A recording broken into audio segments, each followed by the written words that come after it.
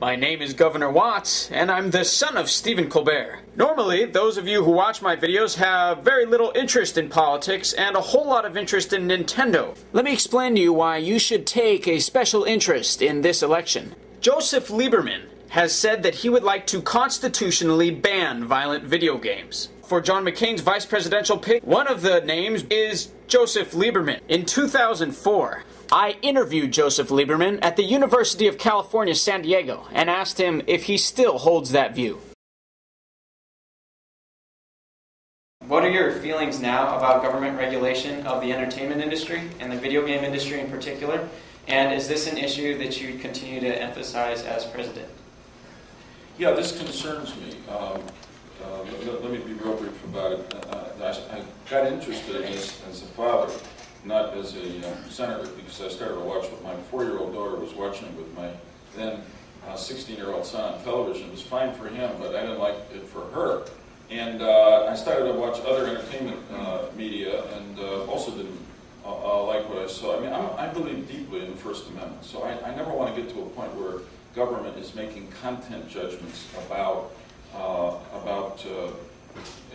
entertainment or any other forms of speech in that sense.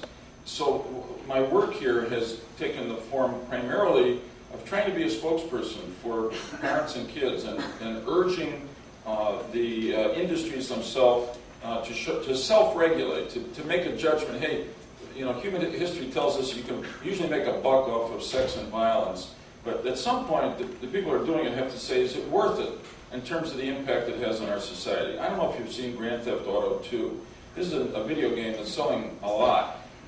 In it, the players are rewarded, 1, for killing police officers.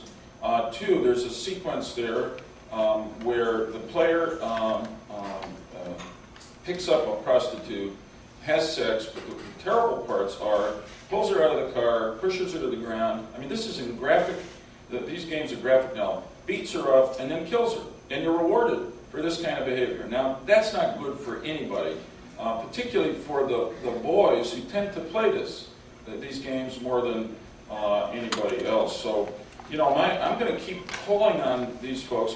Our first focus was to plead with them to have a better rating system so these parents and consumers could find out what's in the games. They did that, to their credit.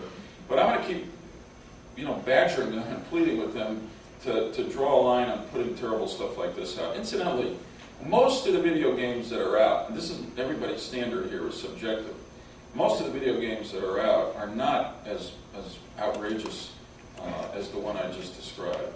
Most of them are quite recreational, and I'd say for my kids, acceptable. So yeah, I'm going to keep talking about it, but I'm also going to keep respecting the First Amendment. I'm going to ask, essentially, I don't want the government to tell them what to put in their games. I think that's not constitutional, but I want to really demand that they assume some responsibility themselves. Thank you.